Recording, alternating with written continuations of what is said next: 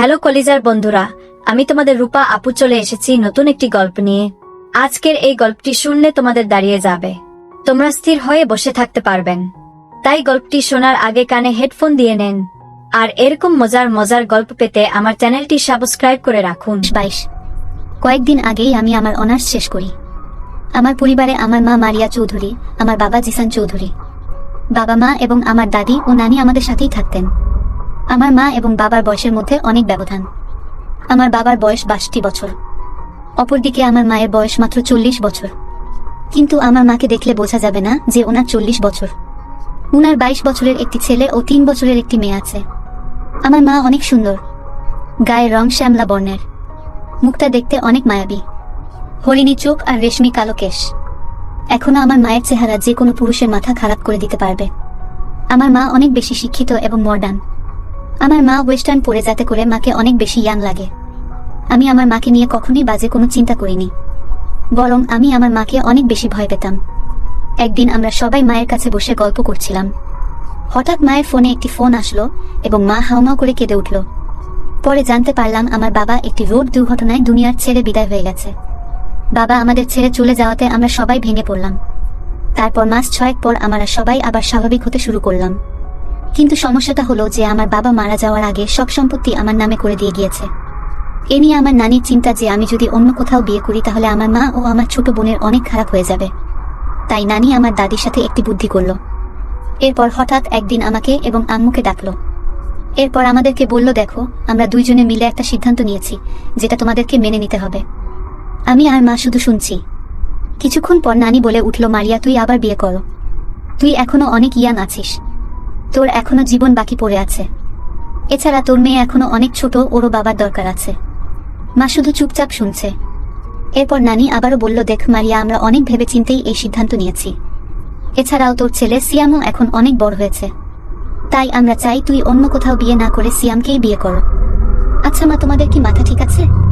তোমরা কি বলছো এসব? সিয়াম আমার ছেলে, আমি ওকে জন্ম দিয়েছি। ওর সাথে আমার বিয়ে হওয়া কিভাবে সম্ভব? আমার সাথে ওর বিয়ে হওয়া মানে অনৈতিক ও পাপ।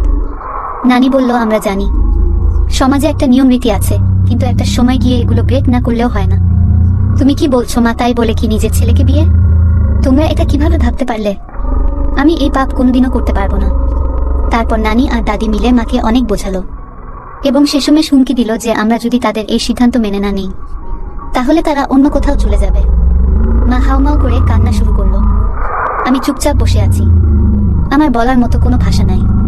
তারপর দাদি এবং নানি দুইজন মিলে মাকে বোঝানো শুরু করলো, দেখ জিসান মরে যাওয়ার আগে সব সম্পত্তি সিয়ামের নামে লিখে গিয়েছে।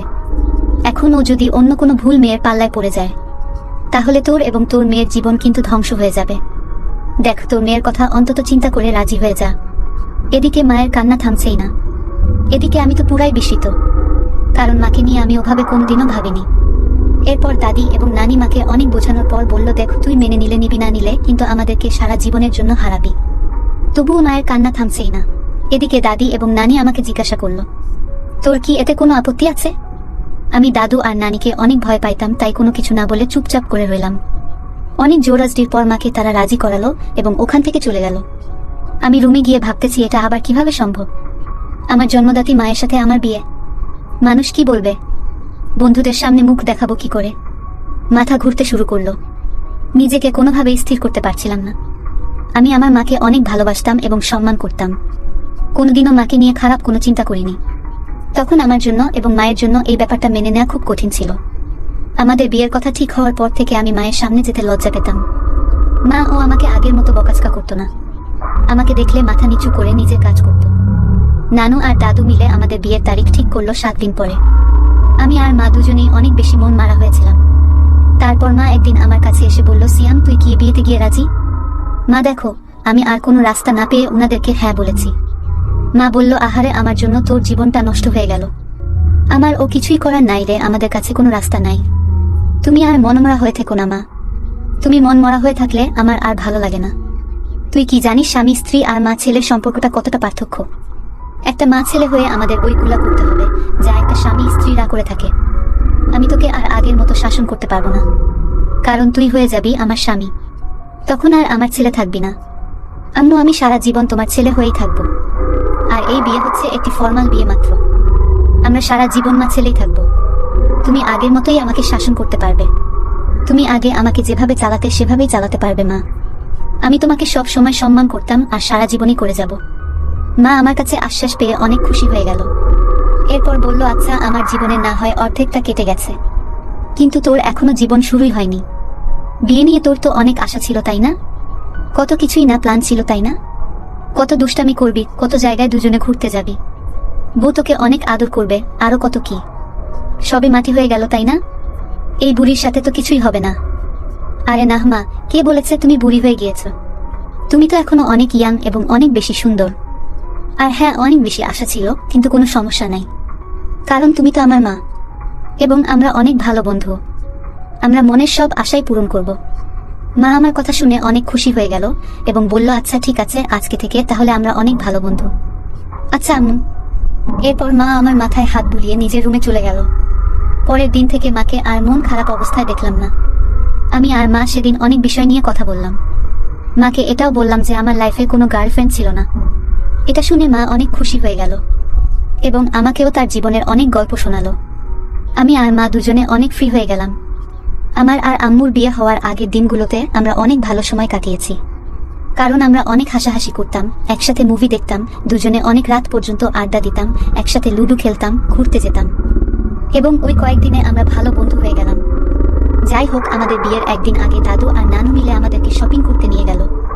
যাওয়ার সময় আমরা দুজন অনেক হাসাহাসি করেছিলাম, যেটা দেখে দাদু এবং নানু অনেক খুশি হয়েছিল। যাই হোক, আমাদের পছন্দ মতো অনেক কিছু কেনাকাটা করলাম। মাকে আমি পছন্দ করে একটি নতুন বেনারসি শাড়ি কিনে দিলাম। মা একটু লজ্জা পেয়ে গেল। পরের দিন আমাদের বিয়ের আয়োজন করা হলো এবং কিছু মানুষকে ডাকা হলো। যাই হোক, দাদু আর নানু মিলে মাকে রেডি করে দিচ্ছে। এদিকে আমি গোসল করে শেরওয়ানি পরে নিলাম। তারপর নিজের রুমে অপেক্ষা করতে লাগলাম। একটু পরে দাদি এসে বলল, কাজী সাহেব চলে এসেছে। এই কথা শুনেই আমার বুক কেমন যেন ধুকধুক করা শুরু করে দিল, কারণ আজকে আমার বিয়ে হতে চলেছে, তাও আবার মায়ের সাথে। আমি খুব বেশি ভয়ে ছিলাম। রুম থেকে বের হয়ে দেখলাম মা আগে থেকেই ছোট চৌকির উপর বসে আছে। আজকে মা সেই বেনারসি শাড়িটা পরেছে, মাথায় কাপড় দিয়ে রাখছে এবং হাতে হালকা গয়না পরছে আজ। সাথে হালকা মেকআপে মাকে সত্যি অনেক সুন্দর লাগছে, একদম ঠিক নতুন বউয়ের মতো। আমি গিয়ে মায়ের পাশে বসলাম আর কানে কানে ফিসফিস করে বললাম, আম্মু, আজ তোমাকে অনেক সুন্দর লাগছে। মা একটা মুচকি হাসি দিল। তারপর কাজী সাহেব আমাদের বিয়ে পড়ানো শুরু করলো। কাজী জেনে গিয়েছিল যে আমরা মা ছেলে, তাই সে অনেক টাকা দাবি করে এবং অনেক টাকার বিনিময়ে সে আমাদের বিয়ে পড়িয়েছিল। যাই হোক, ফাইনালি আমাদের বিয়েটা হয়ে গেল। এখন থেকে আমরা হয়ে গেলাম স্বামী স্ত্রী। যে নারী পেটে রেখে আমাকে এই দুনিয়ায় এনেছে সে কিনা আজ আমার স্ত্রী হয়ে গেল। দাদু আর নানু তো অনেক খুশি, আমাদেরকে আশীর্বাদ দিলেন। এরপর বাকি মেহমানরা আমাদেরকে আশীর্বাদ দিয়ে রাতের খাবার খেয়ে চলে গেলেন। এরপর ছোট বোন এসে আমাকে জড়িয়ে ধরে বলল, ভাইয়া, আজকে কার বিয়ে হলো? দাদু ওকে কোলে উঠিয়ে নিয়ে বলল যে আজকে থেকে তুমি ওকে বাবা বলে ডাকবা। ও ছোট মানুষ, তাই কিছু না বুঝে মাথা নাড়িয়ে হ্যাঁ বলল। আমাদের খাওয়া দাওয়া শেষ হলে নানু মাকে নিয়ে তার রুমে গেল। আমি আমার রুমের দিকে যেতে লাগলে দাদু আমাকে ডেকে নিয়ে বলল যে, সিয়াম, শোনো, আজকে থেকে কিন্তু তুমি তোমার নতুন জীবন শুরু করেছো। উনি এখন থেকে তোমার স্ত্রী।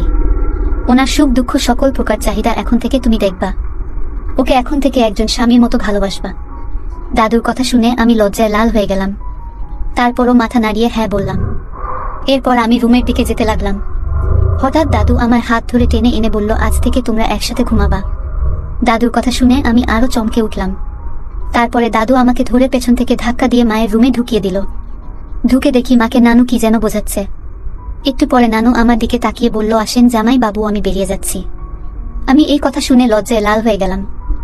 এরপর রুম থেকে নানু বের হয়ে গেল। আমি রুমের দিকে তাকিয়ে দেখি রুমটা অনেক সুন্দর করে সাজানো, খাট ও ফুল দিয়ে সুন্দর করে সাজানো হয়েছে, কারণ তারা চায় আমি আমার মায়ের সাথে বাসা করি, যেটা ভাবতেই আমার ঘেন্না লাগছে। মা আমার দিকে তাকিয়ে বলল, আসো সিয়াম, দাঁড়িয়ে আছো কেন? এসে পাশে বসো। এরপর আমি খাটের উপরে গিয়ে বসলাম এবং মাকে বললাম, দেখছো আম্মু, তারা খাট এবং রুমের অবস্থা কি করেছে? তাদের মাথায় আসলেই ঝামেলা আছে। আরে আর বইল না আমাকে যে তারা কত কিছু বলল, কিভাবে কি করতে হবে, কিভাবে শুরু করতে হবে, সবকিছু বুঝিয়ে দিয়ে গেল। তারা ভাবছে আমরা মা ছেলে আসলেই এগুলো করব, যত সব ফালতু। যাই হোক, বাদ দাও, এখন থেকে আমাদের এক রুমেই ঘুমাতে হবে। তোমার কি কোনো সমস্যা হবে মা? না, কেন সমস্যা হবে? তুমি তো ছোটবেলায় আমাকে জড়িয়ে ধরেই ঘুমাইতা। আর এখন থেকে তুমি থাকলে ভালোই হবে, ঘুম না আসলে দুজনে আড্ডা দেওয়া যাবে। যাক তাহলে ভালোই হলো। তো আজকে তোমার কেমন লাগলো মা? আমার সত্যি বলতে অনেক ভালো লেগেছে। অনেক বছর পর মনে হলো আমি আবার কোণে হয়েছি, বহুরূপে সেজেছি, নতুন স্বামী পেয়েছি, সবকিছু ভালোই লেগেছে। এবার বলো তোমার কাছে কেমন লেগেছে? আমার কাছে অনেক ভয় লেগেছে আম্মু, যে আমাদের সম্পর্কটা মিনিটের মধ্যেই কিভাবে চেঞ্জ হয়ে গেল। আরে এত ভয়ের কি আছে? আমরা তো আগে থেকেই চিন্তা করে রেখেছিলাম যে আমরা দুইজন ভালো বন্ধুর মতো থাকবো, এইসব আজে বাজে জিনিস নিয়ে কোনো টেনশন করব না। হ্যাঁ ঠিক বলেছ মা। যাই হোক আমি অনেক বেশি ক্লান্ত, আমি না হয় ঘুমিয়ে পড়ি। তুমি আমাকে সেই ছোটবেলার মতো আদর করিয়ে ঘুম পাড়িয়ে দিও। মা বলল হ্যাঁ রে, আমিও অনেক বেশি ক্লান্ত, আমিও ফ্রেশ হয়ে এসে ঘুমিয়ে পড়ব। আমি আচ্ছা ঠিক আছে মা বলে খাটের এক পাশে শুয়ে পড়লাম। পরের মা ওয়াশরুম থেকে ফ্রেশ ট্রেশ হয়ে এসে লাইট অফ করে মাও শুয়ে পড়ল। বন্ধুরা এরকম আরো মজার মজার ঘটনা শুনতে আমাদের চ্যানেলটি সাবস্ক্রাইব করে আমাদের সঙ্গেই থাকো। ধন্যবাদ। বন্ধুরা নিশ্চয়ই গল্পটি তোমাদের অনেক ভালো লেগেছে, তোমাদের জন্যই আমার এই গল্পটি নিয়ে এরকম মজার গল্প আমাদের কাছে অনেক আছে, তাই প্রতিদিন গল্প শুনতে আমাদের সাথেই থাকবেন। এরকম গল্প অন্য কোথাও পাবেন না, গল্পগুলো অনেক মজাদার। সবাই গল্পগুলো শুনে মজার মজার কমেন্ট করুন। আমি তোমাদের জন্য কি ধরনের গল্প বানাবো তা কমেন্ট করে জানান। যার কমেন্টে বেশি লাইক করবে তাকে আমার ঠিকানা দিক। বন্ধুরা সম্পূর্ণ গল্পটি শোনার জন্য তোমাদেরকে অসংখ্য ধন্যবাদ।